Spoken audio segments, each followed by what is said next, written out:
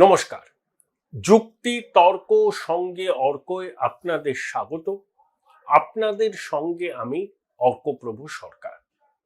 দেখুন, শিখ ফর জাস্টিসের ওই পান্নুন আমেরিকা এবং কানাডার দ্বৈত নাগরিক, তিনি হুমকি দিয়েছেন যে 1 নভেম্বর থেকে 19 নভেম্বর পর্যন্ত এয়ার ইন্ডিয়ার বিমানে যেন কেউ না ওঠেন। 2024-এর 31 অক্টোবর ইন্দিরা গান্ধীর মৃত্যুর 40 বছর পূর্তি হচ্ছে এবং তারপর রাজধানী দিল্লিতে যে শিখ বিরোধী দাঙ্গা হয়েছিল তার ক্ষত এখনো আমাদের মনে রয়েছে। ক্ষতে কিন্তু প্রলেপ পড়েনি। তাই সেই সময়টাই বেছে নিয়েছেন দেখুন এই সন্ত্রাসবাদী পান্নুন, যে 1 থেকে 19 নভেম্বর কেউ যেন এয়ার ইন্ডিয়ার ফ্লাইটে না ওঠেন। আপনাদের কনিষ্ক বিমান দুর্ঘটনার কথা মনে আছে? সেটাও প্রায় 40 বছর হতে চলল। বিভিন্ন বিমান সংস্থার বিমানে হুমকি ফোন, ভুয়ো ফোন যাচ্ছে, বোম আছে ইত্যাদি ইত্যাদি। তাই পান্নুনের এই হুমকিকে মোটেই সহজভাবে দেখছে না ভারত সরকার। 2, এই যে ইয়াহিয়া সিনওয়ার, যাকে খান ইউনুসের কসাই বলা হয়, ইসরায়েলের সেনাবাহিনী আইডিএফ দাবি করেছে তার স্ত্রী 27 লক্ষ টাকা দামের দামি ব্যাগ ব্যবহার করতেন। একটা ছবি তারা প্রকাশ করেছেন যে সিনওয়ার তার পরিবার নিয়ে গাজার একটা টানেলে ঢুকছেন, তার স্ত্রীর হাতে একটা ব্যাগ আছে, সেই ব্যাগের মূল্য নাকি 27 লক্ষ টাকা। ইসরায়েল বলছে যে গাজার মানুষ খেতে পাচ্ছে না, তারা অবর্ণনীয় কষ্টের মধ্যে আছে হামাসের জন্য। সেখানে হামাসের প্রধান তার স্ত্রীর হাতে 27 লক্ষ টাকা দামের ব্যাগ। আমি থাম্বনেলটা কি দিয়েছি, শয়তানের অক্ষ কি এবং এটা ভারতের জন্য কতটা বিপজ্জনক। এখন দেখুন, ইরান বলে অ্যাক্সিস অফ রেজিস্ট্যান্স, পশ্চিমী দুনিয়া বলে শয়তানের অক্ষ, অ্যাক্সিস অফ ইভিল। তাতে হামাস আছে, লেবাননের হিজবুল্লাহ আছে, ইয়েমেনের হুথি আছে।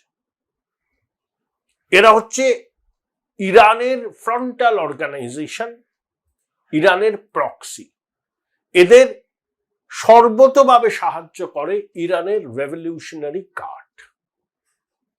দেখুন, ইরান তো শিয়া সম্প্রদায়ভুক্ত মানুষের বাস, মানে শিয়া কান্ট্রি। হুতি শিয়া সম্প্রদায়ভুক্ত মানুষ বেশি হুতি জঙ্গি গোষ্ঠীতে। কিন্তু হামাস কিন্তু একেবারেই সুন্নি ইসলামে বিশ্বাস করে এবং গাজাতে শিয়াদের উপর অত্যাচারের অভিযোগ আছে। কিন্তু ইসরায়েল এবং আমেরিকাকে বার্তা দেওয়ার জন্য শিয়া ইরান সুন্নি হামাসকে সমর্থন করে।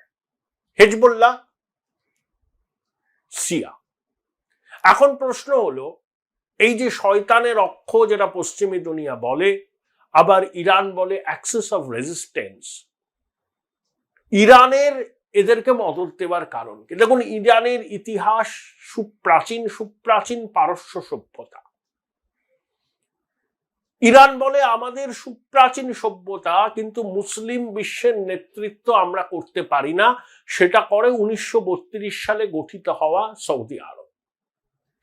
আবার সৌদি আরবে আমেরিকার সেনাবাহিনীর ঘাঁটি আছে, সৌদি আরব আমেরিকার সহযোগী। ইয়েমেনে শাসকদের পক্ষে সৌদি আরব আমেরিকা দাঁড়ায়, সিরিয়াতেও তারা একই কাজ করে। যদিও মুসলিমদের পবিত্র ধর্মস্থানগুলো সৌদি আরবেই, কিন্তু ইরানের বক্তব্য তারা সুপ্রাচীন সভ্যতা, তারা কেন মুসলিম বিশ্বের নেতৃত্বের জায়গাটায় নিজেদের প্রতিষ্ঠিত করতে পারবে না। এটা ইরানের দাবি, কষ্ট, মনোবেদনা। তারা এইটুকু বুঝেছে দুনিয়ার মুসলিম জনসংখ্যার 87% প্রায় হচ্ছে সুন্নি, বাকিরা হচ্ছে শিয়া। দেখুন, আমাদের দেশের স্বাধীনতার আগে ইরান একদিকে ব্রিটিশ ভারতকে ছুতো, মানে তখন পাকিস্তান তো আমাদের মধ্যেই ছিল, একদিকে সোভিয়েত রাশিয়াকে ছুতো। সোভিয়েত এবং ব্রিটিশ বাহিনী ইরানের সঙ্গে লড়াই করেছে, ইরানকে যুদ্ধে হারিয়েছে, ইরানের সঙ্গে ট্রিটি করেছে। ইরানের তেলের ভান্ডারের খোঁজ বিংশ শতাব্দীর গোড়ার দিকে ব্রিটিশরা পায় এবং তারপরে তারা ইরানের সরকারের সঙ্গে চুক্তি করে এবং সেই চুক্তির শর্ত অনুযায়ী অ্যাংলো পার্সিয়ান অয়েল কোম্পানি যে ইনভেস্ট করবে ব্রিটিশরা, প্রযুক্তি আনবে ব্রিটিশরা, তেল উত্তোলন করে সেই তেল বেচবে তারা, তার বদলে 16% প্রফিট তারা ইরানকে দেবে আর বছরে একটা কনসলিডেটেড অ্যামাউন্ট দেবে। তো এই অ্যারেঞ্জমেন্ট চলছিল, কিন্তু আপনার দেশের তেল অন্য দেশ এসে সেই তেল উত্তোলন করছে, বাজারে বিক্রি করে হিউমাঙ্গাস প্রফিট করছে, আর আপনাকে চাঁদ সওদাগরের মনসা পুজো করার মতো ভাগ দিচ্ছে। আপনি কতদিন এটা মেনে নেবেন? মানতে তো পারবেন না। তাই ইরানের মধ্যেও সাধারণ মানুষের ক্ষোভ বিক্ষোভ বাড়তে থাকে। আবার সোভিয়েতের সঙ্গে ইরানের ট্রিটির ফলে ইরানের তসর থেকে শুরু করে তামাক, সেই ব্যবসাটাও চলে যায় ভিনদেশি ব্যবসায়ীদের কাছে, আর ইরানের মানুষের ধনে প্রাণে মরে যাওয়ার অবস্থা হয়, দারিদ্র বাড়ে, অনাহার বাড়ে, আনএমপ্লয়মেন্ট বাড়ে। ইরানে বাদশারা ছিলেন ঠিকই, কিন্তু মজলিস অর্থাৎ রিলিজিয়াস ক্লার্জি তারাও কিন্তু খুব ক্ষমতাবান হয়েছিল। উলেমা, তারা ইসলামিক স্কলার, এবং তাদের উপরের স্তরে যিনি থাকেন তিনি হচ্ছেন আয়াতুল্লাহ। তাহলে এই মজলিস ইরানের মধ্যে খুব প্রভাব বিস্তার করে এবং তাদের বক্তব্য মানুষকে আন্দোলিত করে। তারা কিন্তু এই ব্যবস্থার অবসান চায়। তার মধ্যে বিদ্রোহ হয়, ইরানের যে বাদশা ছিল তাকে ক্ষমতা থেকে হটিয়ে একজন সেনাকর্তা ক্ষমতায় আসেন। সেই সেনাকর্তা নিজেকে সেকুলার রিফর্মিস্ট বলতেন। তিনি পশ্চিমী ধাঁচের শিক্ষা ব্যবস্থা, মেয়েদের চাকরির সুযোগ, পোশাক আশাকে পশ্চিমের অনুকরণ সবই করেন, কিন্তু সংবাদপত্রের স্বাধীনতা হরণ করা, বিরোধী কণ্ঠস্বরকে রুখে দেওয়া, এগুলো সবই তিনি করতেন। তো মজলিসের মধ্যে থেকেও বিরোধ শুরু হয়, তিনি দমাতে পারেন না। এমন সময় এই যে মজলিসের মধ্যে থেকে মোহাম্মদ ইয়াজদিক তিনি বিদ্রোহ করেন। বিদ্রোহ করে পপুলার ম্যান্ডেট নিয়ে প্রধানমন্ত্রী হন এবং প্রধানমন্ত্রী হওয়ার পর ইরানের যে তৈলক্ষেত্রগুলো সেগুলোকে রাষ্ট্রায়ত্তকরণ করে দেন। অর্থাৎ আর তৈলক্ষেত্রগুলো চালাবার, সেখান থেকে তেল উত্তোলন করার ক্ষমতা ওই অ্যাংলো পার্সিয়ান অয়েল কোম্পানি, পরবর্তীকালে যার নাম হয়েছে ব্রিটিশার পেট্রোলিয়াম, তাদের হাতে ছিল না। আমেরিকাও এর মধ্যে চলে আসে। সেটা একটা মজার ঘটনা। দেখুন, ইরানের শাসকরা দ্বিতীয় বিশ্বযুদ্ধে কোনো পক্ষ অবলম্বন করেননি। যেদিকে ক্ষমতা যাবে সেদিকে তারা ঝুঁকে পড়বেন। তাদের মনে হয়েছিল যে জার্মানি দ্বিতীয় বিশ্বযুদ্ধ জিতবে, সেই জন্য তারা জার্মানিকে ইনভাইট করে। জার্মানিকেও ইরান থেকে তেল উত্তোলনের বরাদ দেয়া হয়। সেটা কিন্তু ইন্দো আমেরিকান এবং রাশিয়া মানতে পারেনি, বিরোধ হয়। তখন মজলিসের আপরাইজিং হয়। ঠিক বিশ্বযুদ্ধের পরে জার্মানরা পর্যদস্ত এবং ওই মোহাম্মদ মুজাহিদ প্রধানমন্ত্রী হন। তিনি যখনই রাষ্ট্রায়ত্তকরণ করে দিলেন তৈলক্ষেত্রগুলোর, আমেরিকা সহ পশ্চিমী দুনিয়া ইরানের উপর স্যাংশন চাপিয়ে দিল। অর্থাৎ ইরান তেল উৎপন্ন করলেও বিদেশের বাজারে সেই তেল তারা বেচতে পারবে না। প্রভূত অর্থ সংকট। আমেরিকা $500 মিলিয়ন এড দিত প্রতি বছর, সেটা বন্ধ হয়ে গেল। এই সময় যেটা আমেরিকা করে, বিভিন্ন দেশে ক্ষমতার পালাবদল, যেটা বাংলাদেশে তারা করলো, ওই সময় ইরানেও তারা করেছিল। পাহলভি ডায়নাস্টির পতন, এই উন্মেষ হলো। একেবারে আমেরিকার হাতের পুতুল, যেহেতু আমেরিকার হাতের পুতুল, তাহলে আমেরিকার কথায় উঠতো, আমেরিকার কথায় বসতো। কিন্তু ওই উলেমা, এই মজলিস, ওই আয়াতুল্লাহরা, তাদের বক্তব্য ছিল, দেখুন পৃথিবীতে কোনো ভূখণ্ড, কোনো রাজা, কোনো সংসদ, কোনো নির্বাচিত জনপ্রতিনিধির শাসন করার অধিকার নেই। উপরওয়ালা নুমায়েন্দে, তারা নিজেদের তাই মনে করত, তারা ঈশ্বরের দূত, ঈশ্বরের বাণী। Join Indian Institute of Hotel Management now. Right choice, right decision. যেরকম সেই বাণী মোতাবেক তারা শাসন করবে, অর্থাৎ শরিয়া প্রচলন করবে। তাদের বক্তব্য কিন্তু ইরানের জনগণকে আন্দোলিত করেছে। তার কারণ আনএমপ্লয়মেন্ট, জিনিসপত্রের অগ্নিমূল্য এবং সার্বিকভাবে আইন শৃঙ্খলার অবনতি।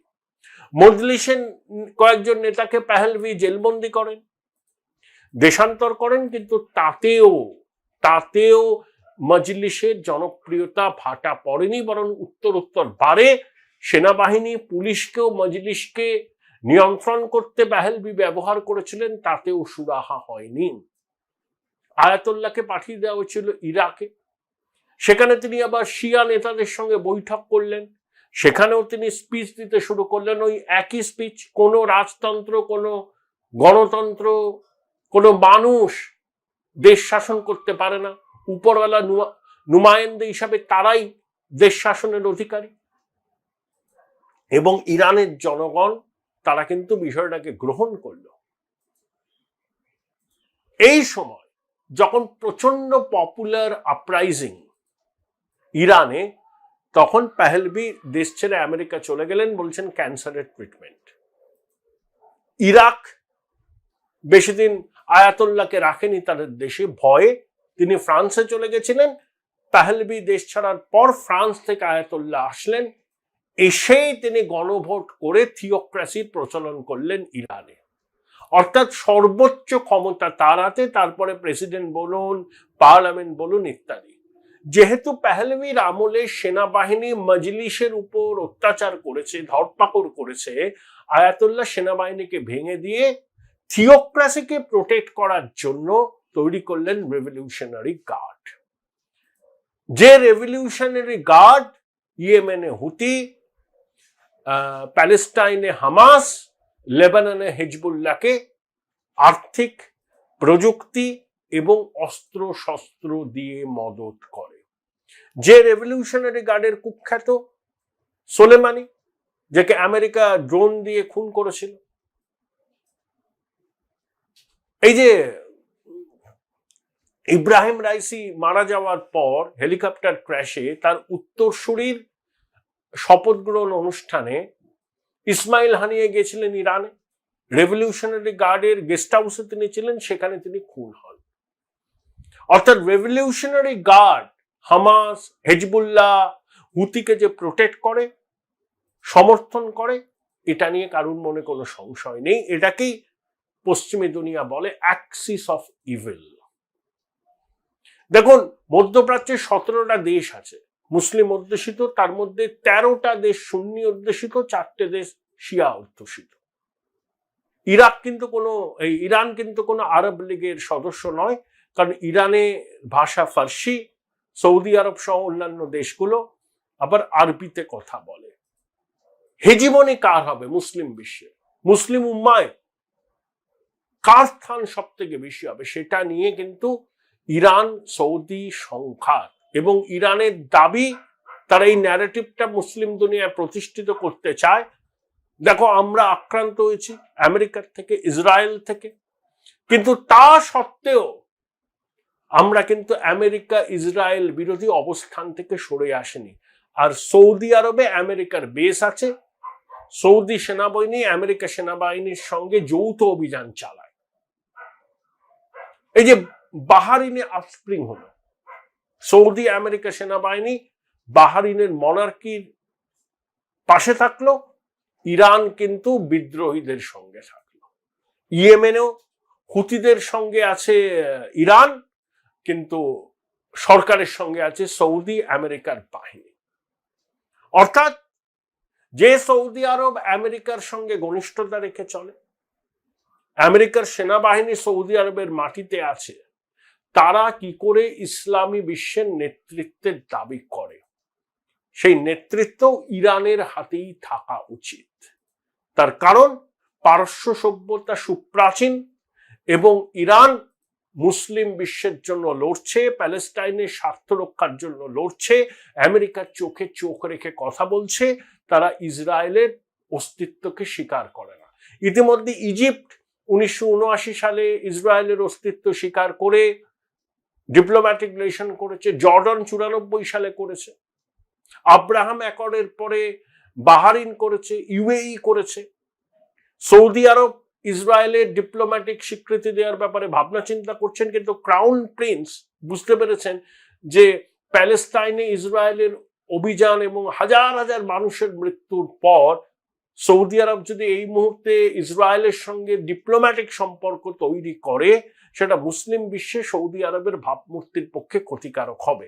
সেই জন্য তারা আপাতত পিছিয়ে এসছে এবং বলছে ইসরায়েল যদি প্যালেস্টাইনের অস্তিত্বকে স্বীকার করে তবেই ইসরায়েলের সঙ্গে তাদের কূটনৈতিক সম্পর্ক তৈরি হবে। ইরান কিন্তু পশ্চিমী দুনিয়া স্যাংশনের মুখে পড়েছে, তাদের পরমাণু অস্ত্র তৈরির প্রকল্প বারবার ভেস্তে গেছে ইউরেনিয়াম এনরিচ করার, অর্থাৎ ইউরেনিয়াম 238 থেকে ইউরেনিয়াম 235 এই এনরিচ করেই তবে তো পারমাণবিক অস্ত্র করা যায়। ইরান কিন্তু এখনো পারেনি এবং সেটা তারা আদৌ পারবে কিনা আমার সন্দেহ আছে। রাশিয়া, চীন চাইছে যে ইরান পারমাণবিক অস্ত্র সমৃদ্ধ হোক, কারণ নিউক্লিয়ার ডেটারেন্স হলে তখন ইসরায়েল আর ইরানের মধ্যে সংঘর্ষ হবে না এবং মধ্যপ্রাচ্যে শান্তি প্রতিষ্ঠিত হবে। এখন একমাত্র ইসরায়েল মধ্যপ্রাচ্যে পারমাণবিক শক্তি। আরব দেশগুলোর কারোর কাছেই পারমাণবিক অস্ত্র নেই, মধ্যপ্রাচ্যে ইসরায়েলের আছে, তাই ইসরায়েলের অ্যাডভান্টেজ। ইরান যদি পারমাণবিক শক্তি হাতে পায় তাহলে কিন্তু নিউক্লিয়ার ডেটারেন্স হবে। এই যে খমেনির, এই যে উপরওয়ালার নুমাইন্দে, তারাই আইন প্রণয়ন করবেন, শরিয়া করবেন, রাজা, সংসদ, প্রেসিডেন্ট কোনো অস্তিত্ব নেই, এটা কিন্তু মুসলিম দুনিয়ার অন্যান্য দেশ ভালো চোখে দেখে না। এই কিছুদিন আগে সম্ভবত 2016 সালে সৌদি আরবের একজন শিয়া ধর্মাবলম্বী ধর্মগুরু, তিনি সৌদি রাজতন্ত্রের বিরুদ্ধে কথা বলায় তাকে ফাঁসি কাটে ঝুলিয়ে দিয়েছিল সৌদি আরব। ইরাক ইরানের যুদ্ধ 8 বছর, খামেনি খেপিয়ে তুলছিল ইরাকের মানুষকে, কারণ ইরাকের শাসন ক্ষমতায় সুন্নিরা থাকলেও সাদ্দাম হোসেনরা ইরাকের জনগোষ্ঠীর সিংহভাগ শিয়া। যখন ইরান থেকে পালিয়ে খামেনি ইরাকে গেলেন, সেখানে শিয়া ধর্মগুরুদের সঙ্গে কথা বললেন, স্পিচ দিলেন, লোককে খেপালেন।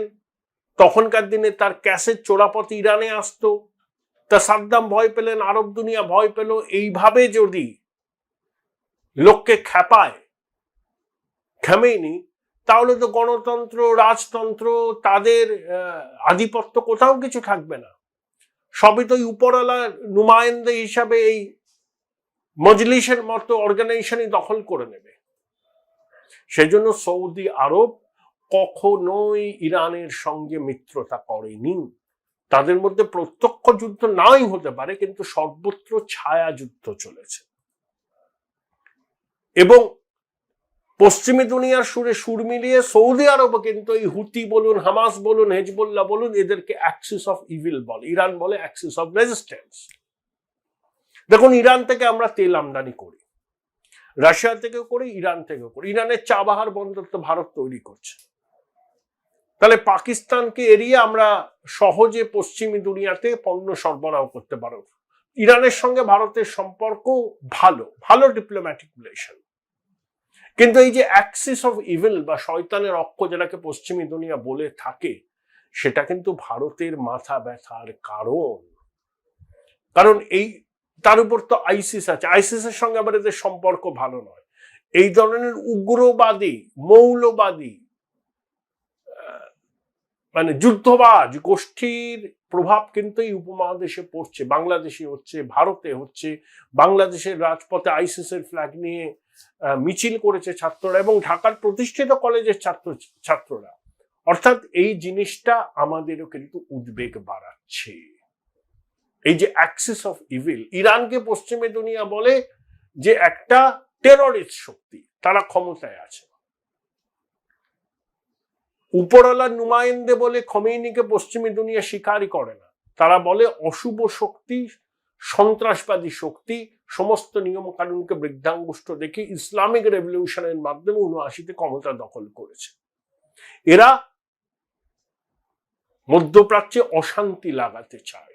দেখুন, মধ্যপ্রাচ্যে অশান্তি হলে ভারতও ক্ষতিগ্রস্ত হবে, তেল আমদানির খরচ বেড়ে যাবে, বিদেশি মুদ্রার ভাড়ার কমতে পারে, জিনিসপত্রের অগ্নিমূল্য হবে, এবং জিওপলিটিক্যাল ডিস্টারবেন্স হলে আজকের দুনিয়ায় কোনো দেশই তার প্রভাব থেকে মুক্ত হতে পারে না।